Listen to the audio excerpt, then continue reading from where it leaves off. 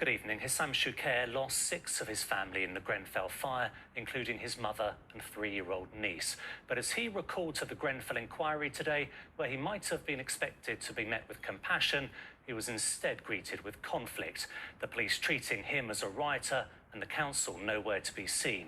Today, as the inquiry focused on what went wrong, the government was trying to put right the cladding crisis, which is still causing misery for thousands of Londoners. More on that in a moment, but first, Rags Martel on today's compelling evidence. This is Basim. For the Shukair family, On the day of his wedding, they're not grieving one death, but 6. she was blossoming. I call her, she's like a flower. I swear by Allah. Today, Hisham Shukair gave evidence at the inquiry, focusing on the hours immediately after the fire. Do sit down and make yourself comfortable. The Shukairs lived on the 22nd floor. Dad Bassem, Mum Nadia, their 3 children, and grandmother Syria.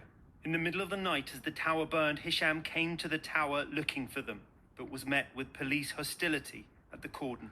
The police were really loud, telling us to get back, like as if we were there to riot. They were shouting with an aggressive toned voice. I had my children with me. My children were scared, caused them to cry. He was eventually let into the cordon and spoke to this police officer who was wearing a body camera on the night. Despite giving the details of his missing family to the police, he was asked for them again 4 more times that morning.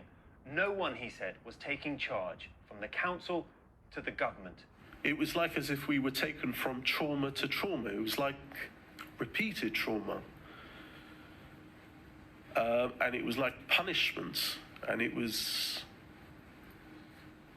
like as if the inside of your gut was being ripped up. And, you know, it was that sort of feeling. His family were among the 72 who died in the tower. A realization that they didn't survive came to him during his searches of rest centres. I just burst into tears because I felt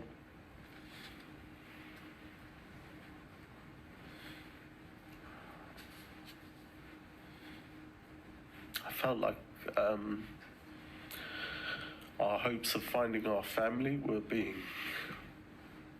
reduced more and more. I'm here to remember 6 lives. Hisham first spoke at the inquiry when it opened in 2018, giving a tribute to those he lost. They were ordinary people, but they were also extraordinary people. They were my family, and they should still be here. The inquiry continues tomorrow. Rags Martel, ITV News. Almost 5 years after the fire, the government has pledged to tackle the cladding crisis. They say they've made a deal with the building industry to voluntarily arrange to take away flammable material. Sam Holt has been following this for us. So Sam, what's involved then? Well, Duncan, the bottom line is that developers involved in developing unsafe buildings have pledged, as you were saying, to help fix those buildings, about £2 billion.